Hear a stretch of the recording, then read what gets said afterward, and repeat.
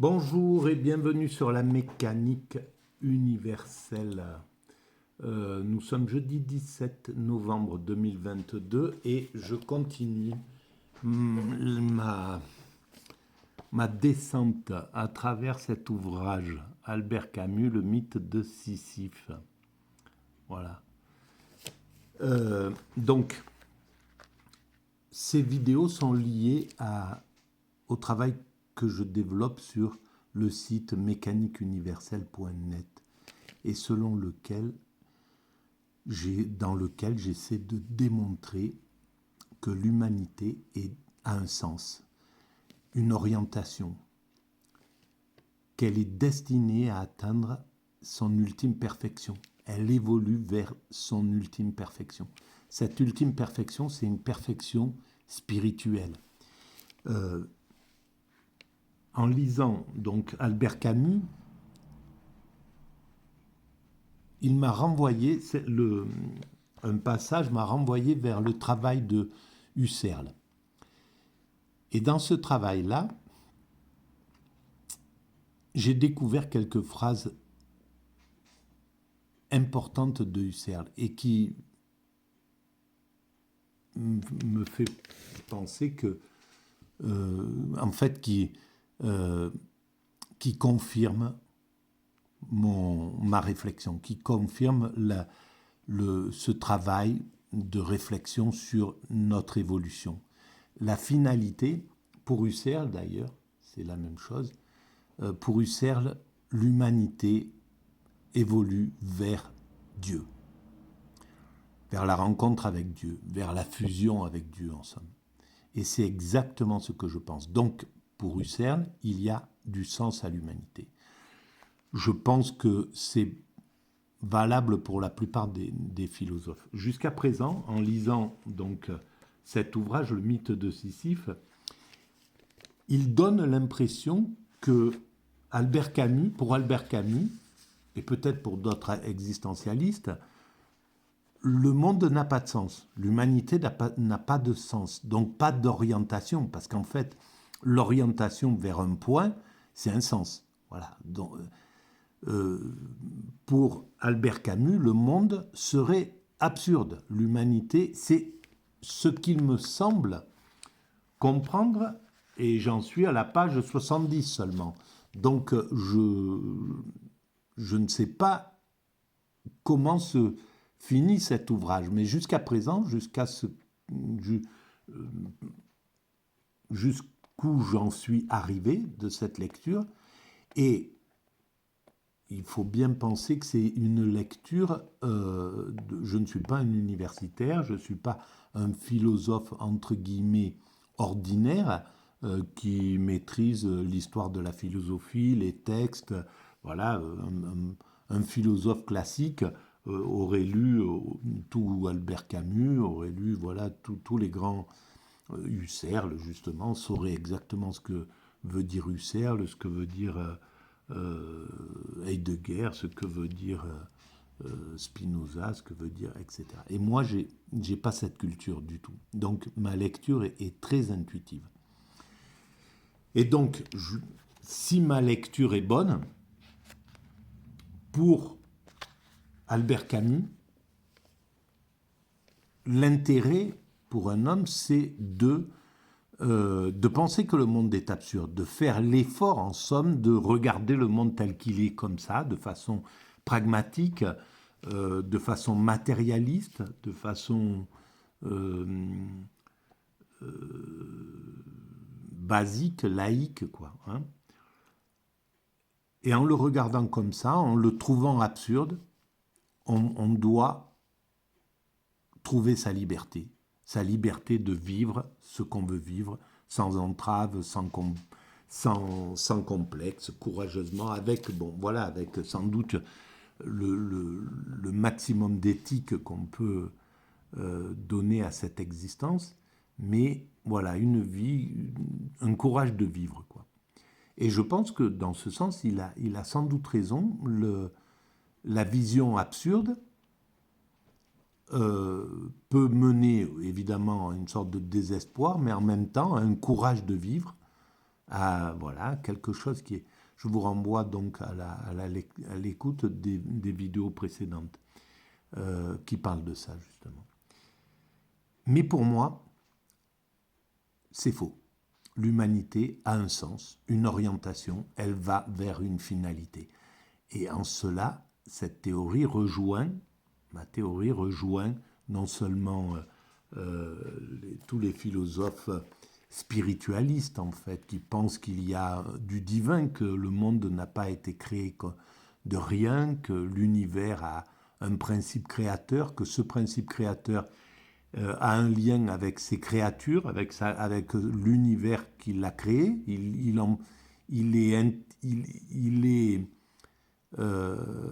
est à l'intérieur de cet univers d'une façon ou d'une autre, de cet univers qu'il a créé. Voilà, il a une relation avec l'homme, avec l'humanité, etc., etc. Et donc, j'essaie de démontrer ça de façon le plus logiquement possible que cette théorie est juste. Cette théorie est également présente sous une autre forme, mais dans toutes les grandes religions. Voilà, les religions linéaires, on va dire, judaïsme, christianisme, islam, pensent que l'humanité va vers un point comme ça de perfection, dans lequel, bon, voilà, l'Apocalypse, la révélation,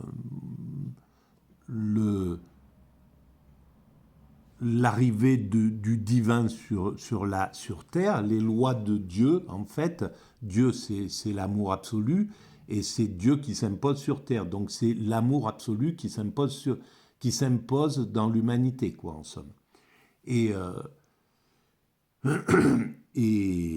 donc, ça, c'est pour la vision linéaire. Et les visions asiatiques, on pourrait dire, qui pensent aussi avec une sorte de puissance créatrice, évidemment, je pense, si je ne me trompe pas. Elles ont aussi l'idée d'une sorte de Dieu, de divin, qui aurait créé qui aurait créé l'humanité, quoi, qui aurait créé le monde, en fait. Et pour eux, ils ont une vision cyclique. Mais cette vision cyclique revient exactement au même, sauf que c'est un mouvement perpétuel, mais l'humanité se dirige pour eux vers l'âge d'or. Voilà, il passe par l'âge des reins, l'âge de fer, etc., etc. Des âges où justement il y a du chaos, un âge où pourrait correspondre l'humanité actuelle, un âge de fer, un âge de, je ne sais pas lequel, mais bon, un âge qui n'est pas cet âge d'or, mais qui construit l'âge d'or. Et l'âge d'or vient derrière. Donc il y a ces deux raisons. Et voilà, donc je suis un peu en combat. Je pense qu'Albert Camus aimerait ça, l'idée du combat, en combat contre les idées d'Albert Camus, certaines idées d'Albert Camus. Parfois, je suis tout à fait d'accord avec ce qu'il pense d'ailleurs. Bon, alors je vais commencer à lire, et puis là maintenant je lis un peu en diagonale, plus ou moins, et je vais avancer dans cette analyse. Donc, dans la dernière vidéo, je m'étais un petit peu arrêté là. Il disait « Je prends la liberté d'appeler ici suicide philosophique l'attitude existentielle ». Et donc, ce suicide philosophique, le suicide serait en fait la confrontation avec l'absurde, avec le désespoir qu'entraîne le fait d'être devant un monde qui n'a pas de sens, où l'homme est perdu dans cet univers, où il doit avoir le courage de vivre malgré tout. Et donc, un suicide philosophique, évidemment, ça n'a rien à voir avec le suicide, ou le désir de suicide, qu'induit une traversée mentale de l'absurde. un, un désespoir. Enfin, voilà, lorsqu'on tombe dans ce...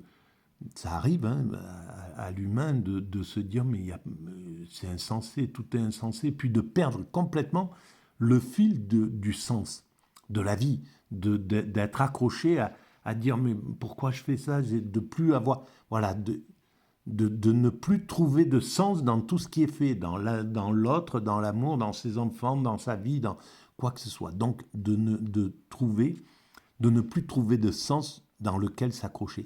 Là, la souffrance qui est engendrée par cet état-là, qui est la vraie confrontation avec l'absurde, pas la confrontation philosophique avec l'absurde.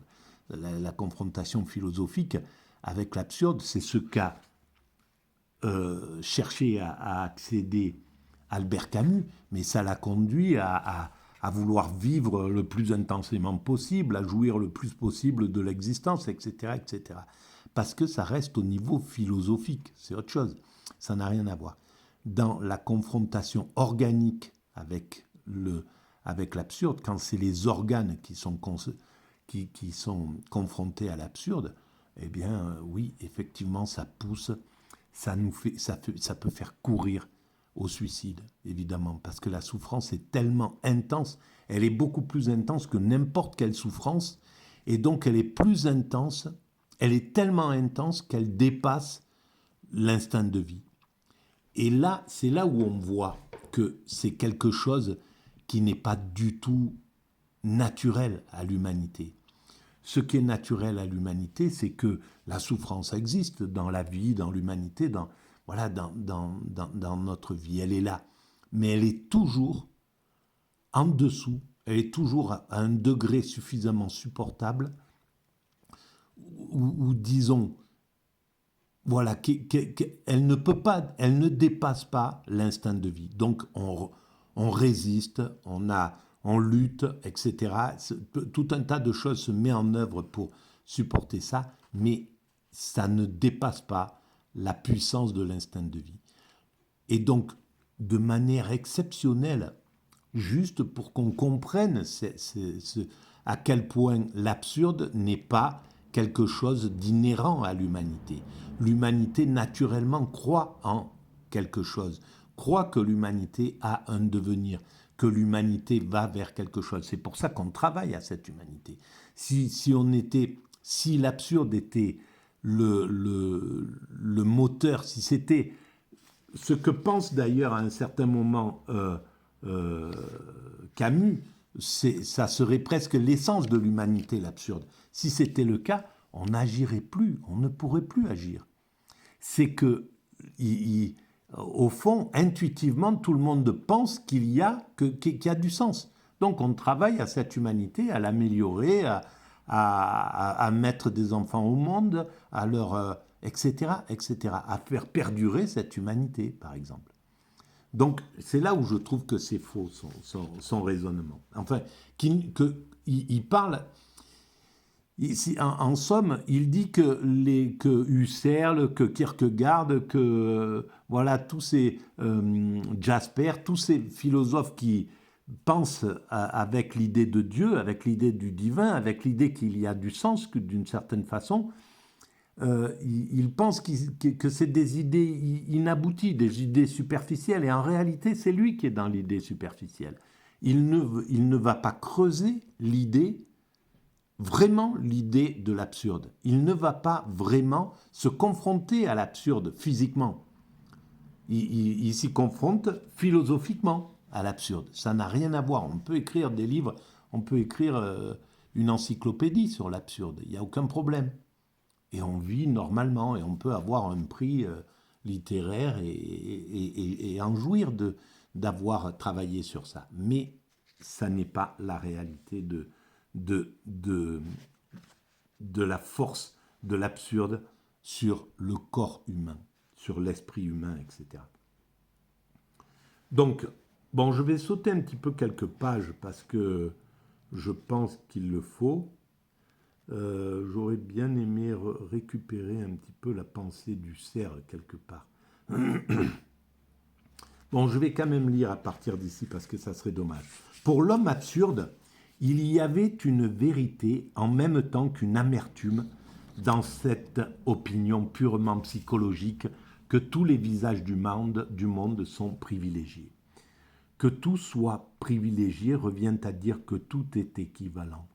Mais l'aspect métaphysique de cette vérité le mène si loin que par une réaction élémentaire, il se sent plus près peut-être de Platon. Il parle ici de Husserl. Car Husserl parle aussi d'essence extratemporelle que l'intention met à jour et l'on croit entendre Platon. C'est ce qu'il disait.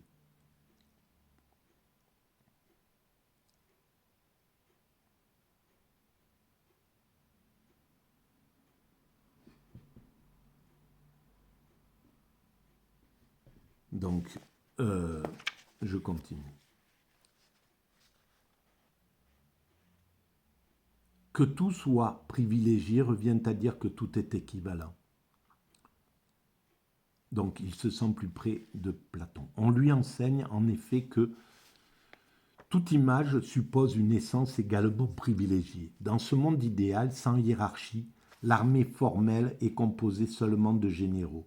Sans doute la transcendance avait été éliminée. Mais un tournant brusque de la pensée réintroduit dans le monde une sorte d'immanence fragmentaire qui restitue sa profondeur à l'univers. Dois-je craindre d'avoir mené trop loin un thème manié avec plus de prudence par ses créateurs? Je lis seulement ces affirmations d'Husserl, d'apparence paradoxale, mais dont on sent la logique rigoureuse si l'on admet ce qui précède. Ce qui est vrai absolument. En soi, la vérité est une, identique à elle-même, quels que soient les êtres qui la perçoivent, hommes, monstres, anges ou dieux.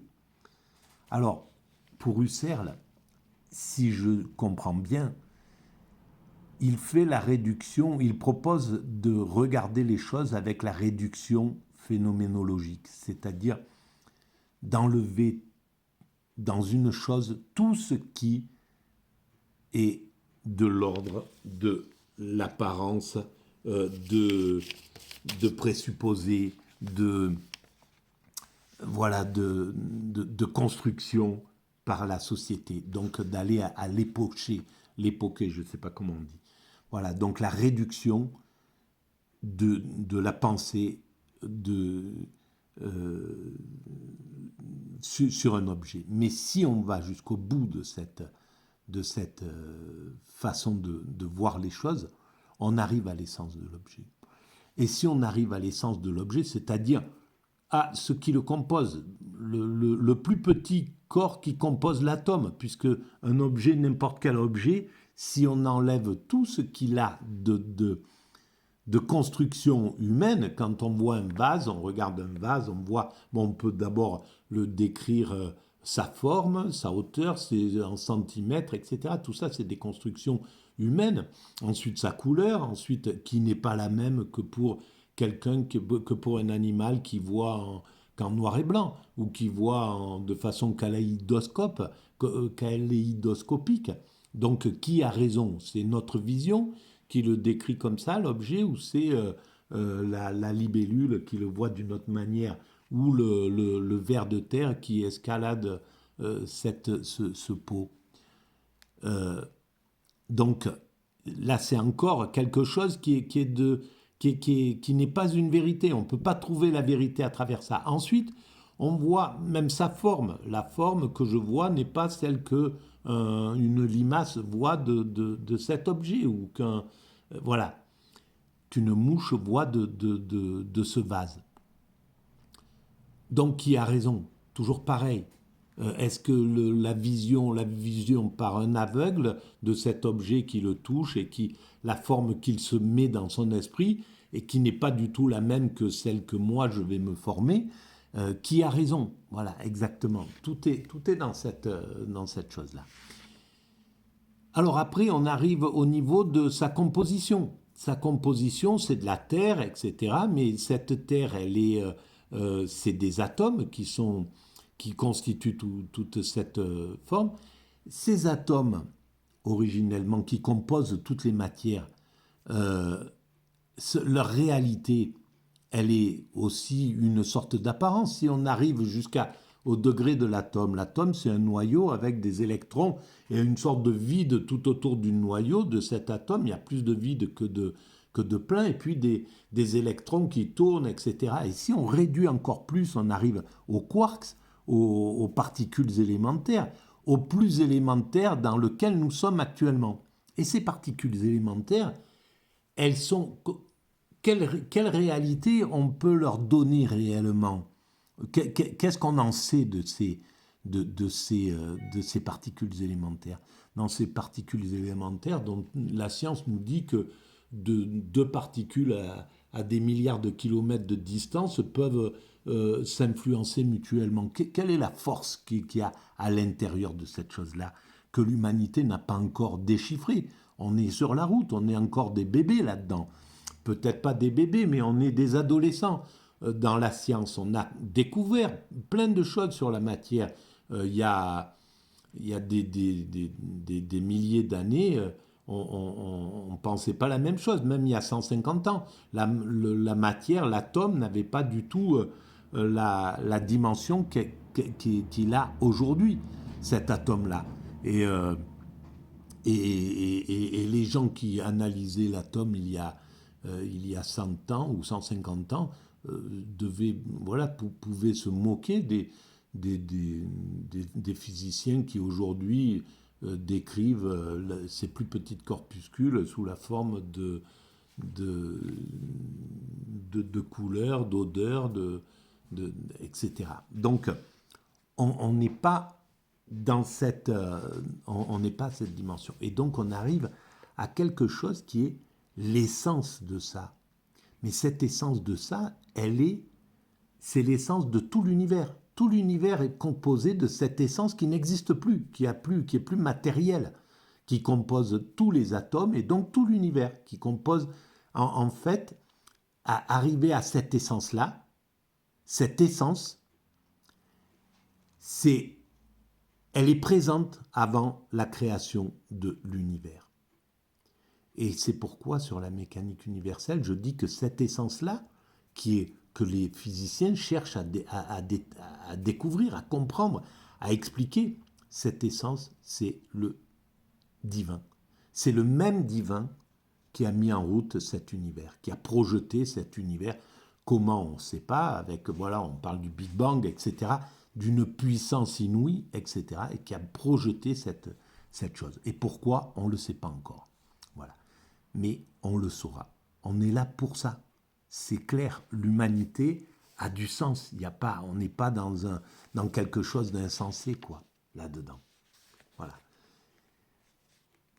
Donc je continue mon raisonnement. Je continue, là, je saute un peu. On s'étonnerait en vain du paradoxe apparent qui mène la pensée à sa propre négation par les voies opposées de la raison humiliée et de la raison triomphante. Alors, la raison humiliée, c'est le spirituel qui pense, il me semble que c'est ça qu'il veut dire. Dans la raison humiliée, c'est le spirituel, c'est Kierkegaard, c'est Husserl qui vont pour refuser l'absurde, au lieu de choisir l'absurde, vont penser qu'il y a au-dessus de la puissance de tout ça, une puissance supérieure qui est le divin et auquel il faut obéir en somme, qu'il faut organiser sa vie comme les grandes spiritualités le disent avec la même éthique, avec la morale, etc., qui empêcherait de vivre sa vie décomplexée en somme. Voilà. Sans Dieu décomplexé. Sauf que c'est aussi la sagesse, c'est aussi ce que la philosophie transmet à l'humanité. C'est aussi ce que les sages inuits, les sages aborigènes, les sages africains transmettent à l'humanité. Donc la base est identique à la sagesse juive, à la sagesse chrétienne, à la sagesse musulmane, à la sagesse hindouiste, à la sagesse du zen et du bouddhisme. c'est équivalent. Le seul avantage de parler de la raison triomphante que semble vouloir utiliser Albert Camus, c'est pour jouir de l'existence sans complexe, c'est tout, sans le blocage de la morale religieuse et de ces grandes morales qui demandent de vivre selon certaines règles. Alors, que certaines de ces règles soient même injustes, compliquées, qu'elles briment la puissance de l'homme, etc., c'est très possible. Mais ces règles-là, et le fait de placer une puissance supérieure au-dessus du dominant, au-dessus de la toute-puissance narcissique de l'homme, ça a été majeur dans l'évolution de l'humanité. L'humanité, nous sommes sortis du monde des primates parce qu'on a réussi à mettre au-dessus du dominant, de la toute-puissance narcissique du dominant, un dominant supérieur qui est Dieu. S'il n'y avait pas cette puissance qui était au-dessus, l'homme y rentre dans la toute-puissance. Et on le voit là, le néolibéralisme et le libéralisme et le monde occidental et celui qui en parle le mieux, c'est René Guénon qui voit que dans ce monde-là, on rentre dans un sentiment de toute-puissance. Je ne sais pas si c'est lui qui parle de ça. En tout cas, moi, j'en parle sur la mécanique universelle. Donc, dans cet état de toute-puissance, évidemment, on est les dieux.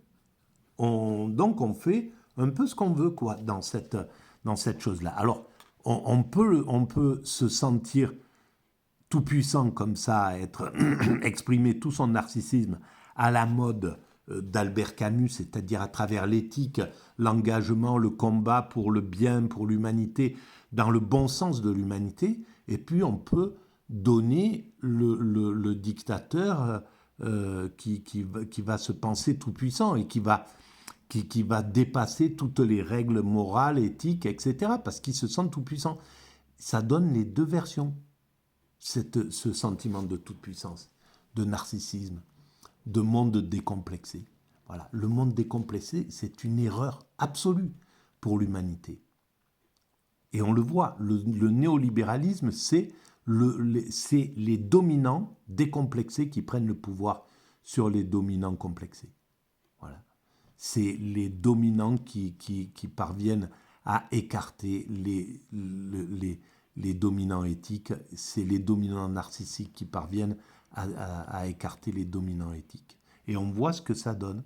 On voit la violence que ça engendre dans la société, l'injustice, les écarts entre riches et pauvres qui explosent, etc. Parce que c'est simplement un système qui devient tout puissant, qui retourne au modèle des primates naturels d'où nous venons. C'est-à-dire un modèle où les dominants thésaurisent les privilèges et donc maltraitent le système démocratique. Ils détruisent le système démocratique puisqu'ils veulent être tout-puissants. Donc, ce n'est pas le peuple qui est tout-puissant comme dans la démocratie, et les dominants qui doivent appliquer les règles du peuple, par essence moins violents, moins compétitifs, etc. Et donc, on est bien dans un monde comme celui-ci. Donc, je continue. Du dieu abstrait d'Husserl au dieu fulgurant de Kierkegaard, la distance n'est pas si grande.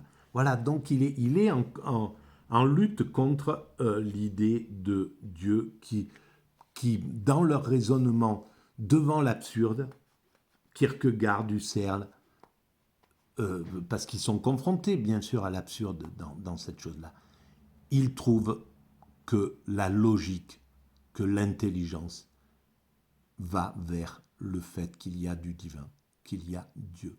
Voilà. C'est parce qu'Husserl, ni Husserl ni Kierkegaard, on va dire que c'est des bénis oui-oui, que c'est des petits rigolos qui vont se prendre le divin, Dieu, pour parce qu'ils ont peur de la vie ou de quelque chose comme ça. Non, c'est des mecs qui ont une pensée qui est bien au-delà de, je suis désolé de le dire, mais bien au-delà de la pensée d'Albert Camus, qui est hyper intelligent, Albert Camus, mais il lui manque la capacité, l'aptitude, et c'est le problème du narcissisme, il lui manque l'aptitude, c'est l'inaptitude à pouvoir concevoir le divin. Donc à s'interroger clairement sur le divin, pour différentes raisons, pour de multiples raisons, mais il ne peut pas regarder la chose de façon lucide, quoi. Vraiment, pour pouvoir aller vraiment détailler, analyser complètement la chose, rentrer vraiment dans le vif du sujet, pour pouvoir dire non, Dieu n'existe pas. Voilà, les preuves, je vous les apporte, elles sont là.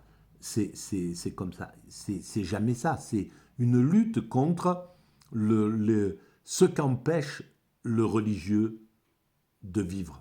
Voilà, ce qu'empêche au narcissique le religieux de vivre. C'est uniquement cette lutte-là. Voilà mon point de vue. Alors, il a de quoi agacer certainement tous ceux qui voient dans Albert Camus autre chose. Et je conçois absolument. Donc je continue, comme ça, je saute sur les choses. L'esprit absurde a moins de chance. Le monde pour lui n'est ni aussi rationnel, ni à ce point irrationnel. Il est déraisonnable et il n'est que cela. Voilà. L'esprit absurde a moins de chance que, Plotin, par exemple. Alors, on revient de là. De même que la raison sut apaiser la mélancolie plotinienne, elle donne à l'angoisse moderne les moyens de se calmer dans les décors familiers de l'éternel. Voilà, pour lui, c'est les décors familiers de l'éternel. Donc il est en combat contre il en fait quelque chose, voilà, un spectacle, quelque chose d'idiot en somme. Et c'est pourquoi je ne me gêne pas de le contester et de le combattre à armes égales en somme, dans ces choses-là. Voilà. Donc l'esprit absurde a moins de chance. Il parle de lui, mais il parle de l'esprit absurde philosophique. Je rappelle encore cette chose-là. C'est toujours la question de l'esprit absurde philosophique ne souffre pas, très peu. Il va pas creuser dans l'absurde parce que il sait que là il y a du danger. Donc l'esprit il le regarde comme ça. Oui, ça va le faire vaciller, de se poser, de se dire bon, ce monde n'a pas de sens. C'est mon point de vue, c'est le point de vue à partir duquel je veux penser le monde, et c'est très important qu'il le fasse. L'existentialisme et les défenseurs de l'absurde ont une vocation majeure dans l'humanité. Ils sont très très importants, bien sûr, mais en contradiction, comme Nietzsche a une vision, sa vision est fondamentale, mais elle est à l'inverse du vrai chemin de l'humanité, de la pensée. Donc ils servent en fait ils servent à aller se bagarrer contre pour affirmer l'inverse, en somme. Et là, c'est la même chose. Et donc, c'est majeur ce travail-là. Donc, l'esprit absurde a moins de chance. Il parle de lui. Le monde pour lui n'est ni aussi rationnel, ni à ce point irrationnel. Il est déraisonnable et il n'est que cela. Voilà. Donc, il n'est même pas rationnel, ni il est déraisonnable. C'est-à-dire, il n'a pas de raison. Il est sans raison. Le monde a été créé sans raison, l'humanité est sans raison. Il est irraisonnable. Alors évidemment, donc il est déraisonnable et il n'est que cela.